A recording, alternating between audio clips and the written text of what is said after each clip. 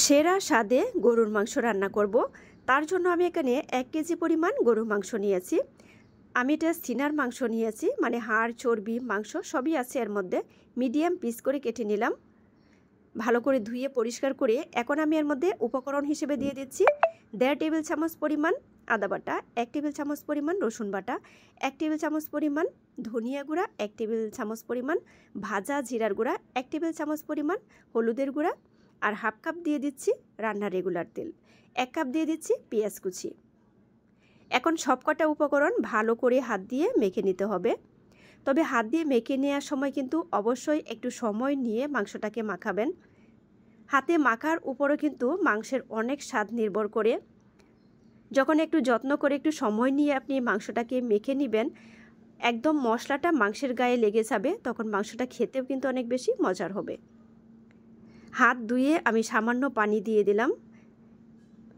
এখন দিয়ে দিচ্ছি এর মধ্যে গোটা গরম মশলা, 1 টেবিল চামচ পরিমাণ দিয়ে দিচ্ছি মরিচের গুঁড়া। এখন আমি রান্নাটা উঠিয়ে দিয়েছি, মানে প্রাথমিক অবস্থায় চুলার তাপটা আমি হাই হিটে রেখেছি। তো ভালো করে আবার একটু মিশিয়ে দিচ্ছি। আমি অফ ক্যামেরায় কিন্তু এখানে লবণ দিয়েছি, আপনারা অবশ্যই লবণটা দিয়ে নেবেন।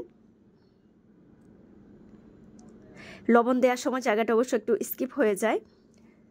কিছু সময় পরপরই কিন্তু ঢাকনাটা সরিয়ে এটা নেড়ে ছেড়ে দিতে হবে, কারণ নিচে যদি একবার লেগে যায় তখন কিন্তু আপনার এই মাংসের যে একটা পরিপূর্ণ স্বাদ সেটা আপনি কখনোই পাবেন না। আর প্রতিটা মানে মশলার পরিমাণ যদি সঠিক রেখে আপনারা রান্নাটা করতে পারেন, আপনার রান্নাটা কিন্তু একদম পারফেক্ট হবে। আমি ফিরে আসলাম ঠিক 20 থেকে 25 মিনিট পর। তো দেখতেই পাচ্ছেন কালারটা কতটা সুন্দর হয়েছে, আর রান্নাটাও প্রায় 50% পর্যন্ত কমপ্লিট হয়ে গেছে। তারপরে ভালো করে নেড়ে ছেড়ে আমি এখন এর মধ্যে জলের পানি দিয়ে বাকি রান্নাটা করে নেব।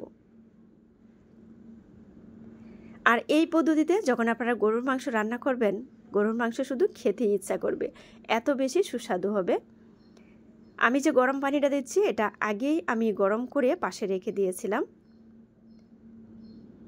এখন আমি বাকি রান্নাটা কমপ্লিট করে নেব। তো আমি ফিরে আসলাম রান্নার শেষের দিকে, জল কিন্তু অনেকটাই কমে গেছে। তো আমি আর একটু জল কমাবো। এখন অবশ্য হাই হিটে রেখে আমি ঝোলটা আর একটু কমিয়ে নিচ্ছি।